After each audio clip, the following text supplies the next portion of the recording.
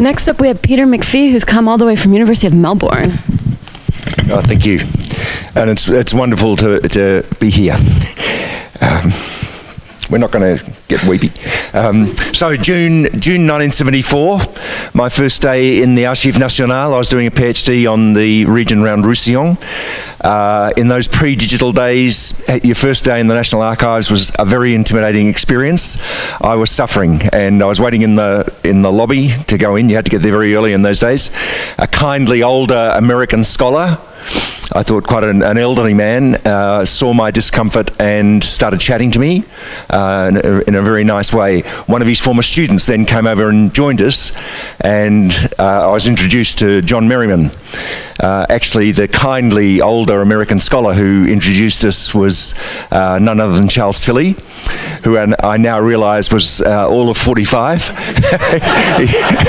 He seemed a very wise person, but of course, Chuck, as we knew him, became a great friend and mentor of John's. But it was the start of a very important friendship and relationship in my life. Within a few weeks, John was sitting on the beach with me in Collioure, near Perpignan. We were sort of passing backwards and forwards Roger Price's book on the Second Republic, sort of taking in turns to do a critique. And it was the start of a very rich friendship which has lasted over 45 years in Collioure, many times in Balazouk, protracted periods of time that John spent in Melbourne, where he's developed a great love of Australian football, as he does with most things you can do with the ball. But an extraordinarily important friendship for me. We're in touch almost every day. Early on in that friendship, I visited John at Brantford and was stunned, as other people here have been too, to see the way he worked. I walked into his study. He had this was a long time ago, he had a typewriter on his lap and a pile of note cards covered in that indecipherable writing of his as he was tapping away. But he also had the Rolling Stones at high volume, and he was watching a game of American football at the same time. And I'd never seen anything like this sort of this whirlwind. He assured me that if he was only doing one thing at a time, he'd be just thoroughly bored. John and I sort of diverged in our historical interests. He went forward into the 19th century and worked on anarchism and the so-called Belle Epoque and so on, and became even more anti-establishment than when I first knew him. He forgave me for crossing over to the dark side and becoming a provost, but also moving back to the French Revolution. But we've always kept reading each other's work, because we share in common what you've already heard about John, his great passion for understanding the lives of ordinary people, his love of place. He's the only person I know who's worked in every departmental archive in France, and as well as that, can tell you the restaurant he ate in afterwards. It's one of the reasons why French colleagues have such a high regard for this man, because he has that natural interest in other people, but also he has a deep intimacy with this place that he loves so much and about which he's taught us so much. John is a person with three great passions, of course. His love of Michigan football, I think, probably comes third, followed by number two would be his love of France and Balazouk in particular, but above all is the love of his family, his much missed Carol, and his two children, Christopher and Laura, who are here with us today and who I have known since they were born, and the affection that they have for each other, which has never been so important as it has been over the last couple of years, is a great example to us all. So, John, like everybody else here, I'm deeply fortunate to have been your friend and to have learnt from you so much. It's an honour in every way to be associated with you. Thank you, dear friend.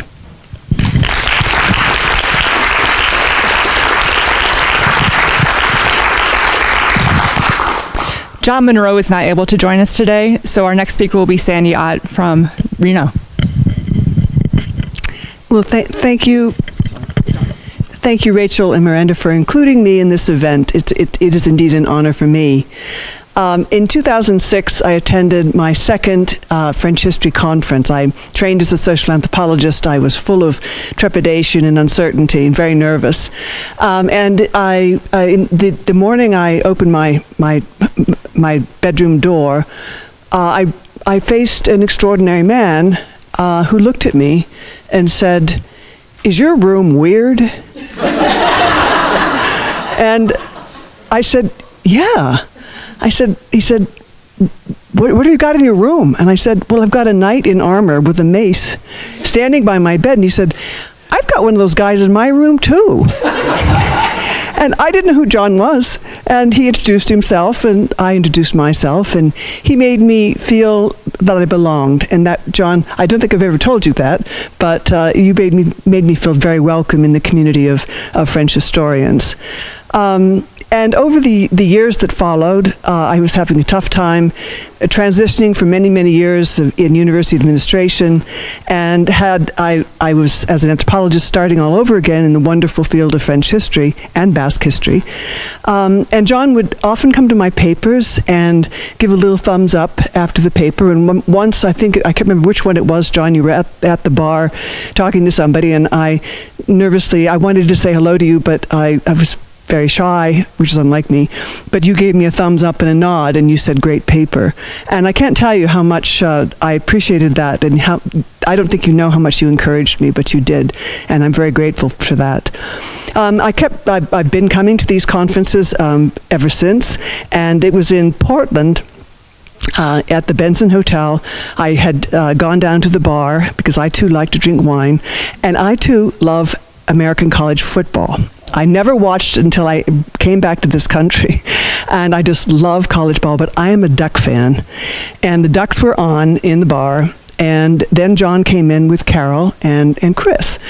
And he, of course, came over and said, "Hey, sit with us," because I was all by myself. And I said, and I'm pretty sure the Ducks were playing that night. And that's when I really understood that John was nuts about not only football, but the Wolverines. And I had never met Carol before. I had seen Carol. I had not seen Carol since the early 70s. But I didn't know that Carol and John had married. Carol and I were together at Pomona College. She was a year ahead of me. And when I realized that Carol was there, and here we were meeting each other again after all these years, I thought, oh my God, what does she remember about me? Because I was a bit of a tearaway in my freshman year.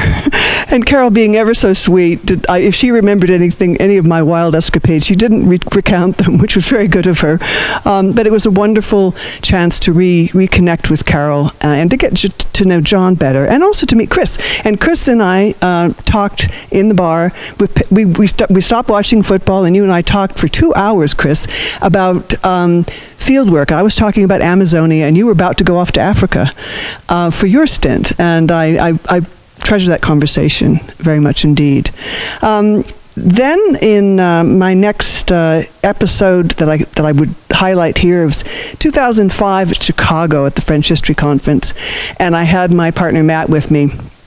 And of course, John and I had emailed each other about what games were on when, and I had to know when Michigan was playing. And he said, "Yeah, do you and Matt want to come watch the game?" I said, "Sure."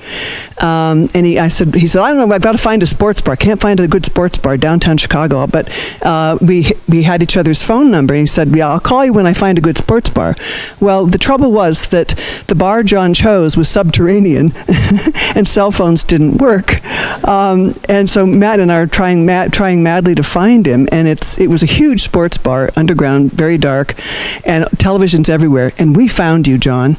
And I learned that evening there are 2 rules: no idle chit chat when the Wolverines are playing, but swearing's okay.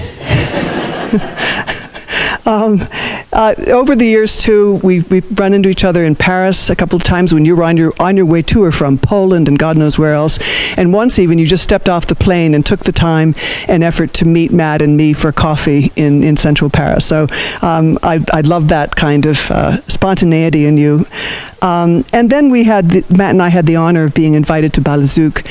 Matt and I were doing a tour de France as part of our summer holiday. And John, in his expansive, wonderful way, said, "Well, come see us. Come see us. And I said, well, we weren't going to be that part of France, but we'll change our route. And so we had the wonderful, and it was indeed an honor to spend some time with you in Balazouk and with Carol. And Carol took us on a hike, and it was just a wonderful, wonderful time. Lastly, I will say that I have one regret. 2 summers ago, and when I was in Paris, John emailed me and said, Chris and I are in the Basque Country. This is my stomping ground in France. And he said, where are you? I said, I'm in Paris. And he said, well, oh no. And I said, I'm not coming down until next week. And by that time, Chris and John will have passed through. But I know you did try to find some of my haunts, John, in the Basque Country. And I do hope that there will be an occasion in future when I can share my love of the Basque Country with you in return as reciprocity. And just thank you, John, for being a mentor to me and being a very dear friend, and go Wolverines.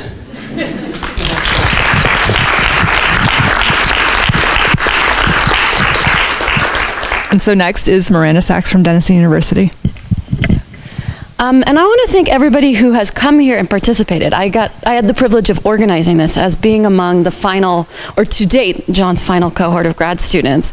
It's, in some ways been overwhelming how many people emailed us. Rachel and I had to sit down and, figure out how we were going to actually get all these people into one session, and it worked. So yeah, thank you everybody. And we have other people who've sent messages who couldn't be here. Like, this does not represent everybody who said that they wanted to be part of this. So something that a number of us have probably experienced, but nobody has brought up, so even though I'm at the end of the alphabet, I have the ability to bring this up, is teaching for John. Because John has so much enthusiasm when he walks in the class and teaches French history. And the semester I got to teach for John was the semester I was doing orals. So it's January in New Haven, which, as everybody knows, is not a fun time of year. It's gray. I had been reading for 6 months about everything to do with social history in France and beyond. So it was getting a little bit worn down by all of this. And I go into the class, and John gives his commune lecture. And I have heard John give this lecture 6 times. I could probably tell you all the details about the people in the Jardin Luxembourg at this point. So I can't imagine how many times John has given that particular lecture.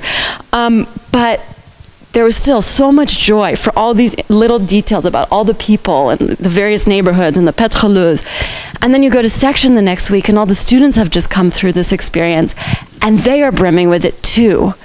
And that's something that I very much try to keep in my own teaching, is just this we love history, and studying with someone who, loves history. It's an intellectual project, but it's also a passion. And that makes teaching so much easier and so much more fun, even though, yeah, you're teaching the same thing. It's still so fun. So that's the first thing I wanted to share. And the second is, a lot of people have talked about being in the archives. I think this is about 4 years ago. We were both in the Archives de la Préfecture de Police in Pantin. And that's not a very large archive. It's about the size of a large closet. And John, as we know, is a very tall person. So it's kind of crammed into a corner of this archive where they're trying to fit about 12 people. Although there weren't 12 people that day. There was me, John, and one woman who had a very bad cough. It was very distracting. And so he was behind me, which meant that I was very worried that he could see my computer screen. And thus, this is, being a grad student in the 21st century, I was very worried that he could see my computer screen, so I had to be as diligent and as focused as John was. But what I realized is because John was so focused and so diligent, he wasn't paying attention to my computer screen, so it was great. And then we got to go to lunch. So we spent the same week at this archive, and we went to every single restaurant at Pantin that one could actually eat at. It turns out the best restaurant in Pantin is a sushi restaurant, so if anybody's out there. And so every time that John goes there, he'll tell me about he's been to the sushi restaurant. So yes, I just want to join with everybody else in thanking John for passing on this enthusiasm for being able to bring to life these people in the 19th century, whether or not they are throwing things at Versailles or storming the barricades in 1789. They are still very vibrant and very fresh to us all.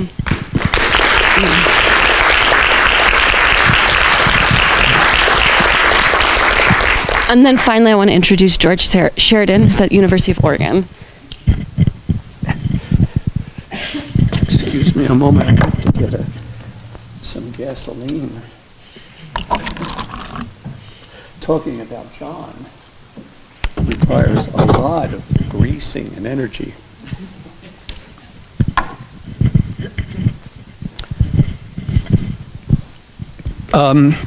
First thing is I'm a duck. Okay, at the University of Oregon. The second thing is John knows me as Skip, and you may call me Skip. Yves Lacan once remarked to me in passing, in reference to John's work, il est dans le concret.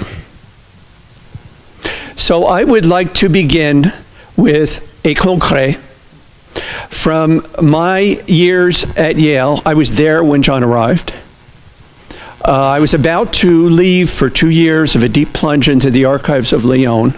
And I came back, and I don't remember whether this was before or after. But the one concret that I remember is, for me, a vivid representation of the word that has popped up again and again in our testimony: energy. David Bell used the expression, a hurricane of energy. This is my vivid memory of John at Yale. This tall figure dashing through the hallways of Sterling Library. Back in those days, the men had flared pants, and the flares were fluttering like wild. And I'm sure that he was on the way to the stacks to, in one sitting, read an entire book.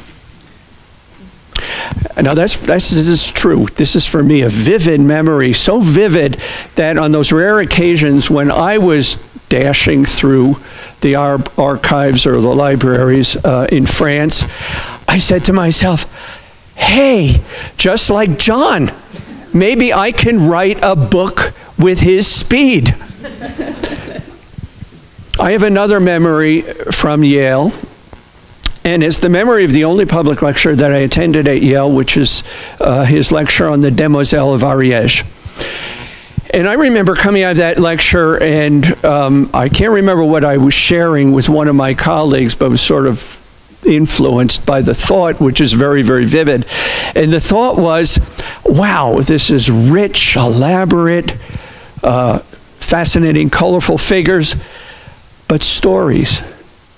Only stories. At that time, my head was being tossed between the waves of intellectual history and the rocky shores of economic history. Both of those filled with concepts and arguments and cause and effect relationships and whatnot. And here was John, this impressive erudition, archives. It's just stories. Since then, I grew up. And I grew up to where I am right now. And where I am right now is that the best history, for me, is storied history. And in this, John is a master of the art.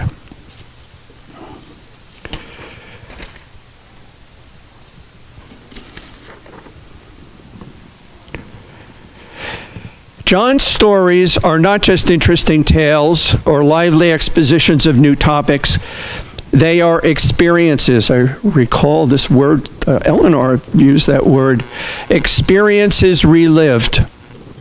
They invite us to enter into those experiences, to sense and see and hear the life in them as he has done. This is no mere being dans le concret. The method behind John's magic, it's the deep plunge into the archive that precedes John's telling of stories, from which he emerges with a palette of colors, sounds, personalities, and dramas, from which, as nearly as possible in raw form, he fills the canvas of his engaging stories that draw us in. The canvas exudes the archive, so that when I read John, I feel the archive. And being like him, a lover of archives, that gives me delight. Now, John and I connect in another way. we both share a passion for the quartier. I want to recall Paul's street here, meeting John in the street at night. That's where you meet John, is in the street. Wow, not just wandering around, but paying attention. You meet John doing a city. And I have that same passion. The big difference is that my passion has carried me throughout the course of my career through one quartier, the Croix-Rousse of the Canu. I dare you to count the number of quartiers John has not only walked through, not only meditated, but has written about. And of course, for John, the quintessential quartier is the quartier of the Faubourg. And so with that, John, I want you to recall where we now connect. We connect in Lyon. Lyon, which is filled with a fascinating history of faubourgs, not only the fascinating Croix-Rousse of the Canu, but also the once raucous and now monotonous Briteau-Guillotière, and the nice place where those good old-fashioned canoe live, which is the right bank of the Saône. John, we've met in Lyon, in the restaurants of Lyon. We met in Lyon with Chris to boire un canon. And John, next time it's going to be La Maçonnerie, Daniel et Denise. Lyon represents for us and celebrates our friendship, our solidarity in the pursuit of La France Populaire du 19e siècle. And I very much feel like a comrade in arms with John. I want to end with my vision of paradise. It is one big archive. I want to propose to John a vision of paradise that I think he might actually enjoy. It is not one big archive. It is 96 such places, perhaps, or 70 or 80, whatever. And nearby each one of those places is a brasserie, a bouchon, or a maçonnerie, where the chef and chauffeur prepare the whole day long a meal, spécialité régionale, specially for John. And with that, I just want to leave that for your vision of paradise as we all honor what you have been and done for all of us. Thanks, John.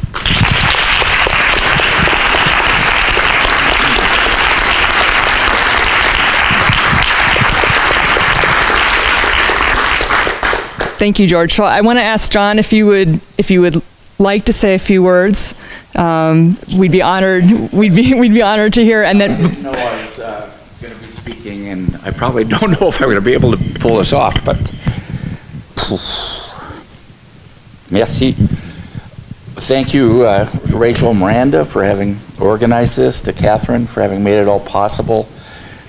To all of you, to mon pote Peter, who came from Melbourne via Visil, to all of you. I guess, and to Laura and Chris, these two characters next to me, whose lives have been formed in France. They were in school many years in France, and as you know, classe unique in Balazouk, and Laura was in Seconde in Cugnon in Toulouse. We like Haute-Garonne a lot, and Chris was in Cinquième and Saint-Lys there. And you think back, I do think back about more in the past than Michigan football games, won and lost. You think about, you think about your career, you think about what you wrote, what you wish you hadn't written, which you wish you'd done a better job of writing, reassessing this and that, and I guess, and I don't want to sound disingenuous, but I was just effing lucky along the way. Lucky to know you guys, to have learned from you from my 32 Tezalda, and from all of you. But I was lucky, you know, when I've written about this. I was supposed to write an essay about, you know, my life in history and all that, and Chris edited it, and it's in a book called History on the Margins. But you know, when I started out, I left a repressed Jesuit high school where I had a good history teacher who was still alive, and I wasn't a very good student because I didn't give a damn. And I was like 35th in a class of 125, which isn't very good. But they had to take me at Michigan, mighty Michigan Maize and Blue, because I had so many relatives that went there. They had to take little Johnny. So I went to, after going to a repressed Jesuit school, I went to Ann Arbor. And you've probably heard this story, but I didn't do a damn thing the first semester. And I got an F, 2 C's, and a B. And the people I hung around with were so unaccomplished that they thought I got a B. They said, "Hey, he's smart," and they asked me to tutor them, you know. So I went back to Portland. You know, I'm from Portland, and you know, back then it was a simpler place. It wasn't full of overpriced Pinot Noir and bougie restaurants. But I went back to Portland. My mother was a painter, as a lot of you know. She was very talented, very brilliant, very troubled.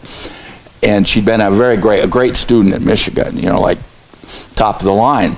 And she said, "Well, John, how'd you do in, you know, first semester? What was your grade point?" And I said, "Well, you know, Mother, I got a 1.93. And she said, "I didn't realize that Michigan has gone over the 2-point system." It's true. Putain, c'est vrai, cette histoire, voilà. So, but about, you know, I didn't know what I was doing, you know, and I started graduate school and I applied one place. I was playing baseball in the summer. I needed an excuse to stay around Ann Arbor, and I was working with this guy who didn't know a damn thing about anything. I was interested in Chinese history, and I got to work with Al Feuerwerker, who was really good. But I got lucky. Chuck Tilley arrived, and I took a seminar with him in my second year. I had no money. They didn't give me waste money on little Johnny, so I had not a cent. So I was, you know, refereeing 6 basketball games a night and playing 2 of them, and making some money waiting on tables and all this. And suddenly, because he'd microfilmed everything in BB-18, BB-30 in the archives, I started working on Limoges. I didn't know about Limoges. Certain plates, I'd heard about, they had plates in Limoges. And so I wrote a paper, and then next thing I knew, I had a dissertation topic. And the thing about Tilley, who once wrote, and I use this when I'm doing my lecture sometimes at the very beginning, he says it's bitter hard to write the history of remainders. But Chuck said if you write the history of remainders, you connect it to the big processes. And that's what, you know, people have been kindly talking about today. And I didn't have any money, so I got done with my thesis in, you know, 3.5 years, my program. And I didn't have a job the first year. They hired me. Chuck got me a job in sociology, teaching. I don't remember what. I don't know anything about it. And then I got a job at Yale, and it was a very different place, Yale then. But the second part of being lucky was Peter Gay was there, and you know, Peter Gay, a great human being. Great human being. Read my German question about growing up Jewish in Berlin, 1933, 1938. But he could write. He would edit my stuff. So I had Chuck Tilley editing, you know, says this doesn't make sense. Try this, thinking about it this way. I have a very funny story, so I have time to tell him about that. And then Peter would say, you know, singular noun, plural verb, you know, question mark. So not many people grow up in a sense having. You know, I see Andrew there, and you know, a lot of you knew Peter, who died May 12th. 2015, Laura used to go up and see him up, you know, before he died. I was in France, Cum Dab. But I was lucky there too, and I managed to get through their, you know, incredibly tedious, difficult process. And the other luck I can't talk about is Carol.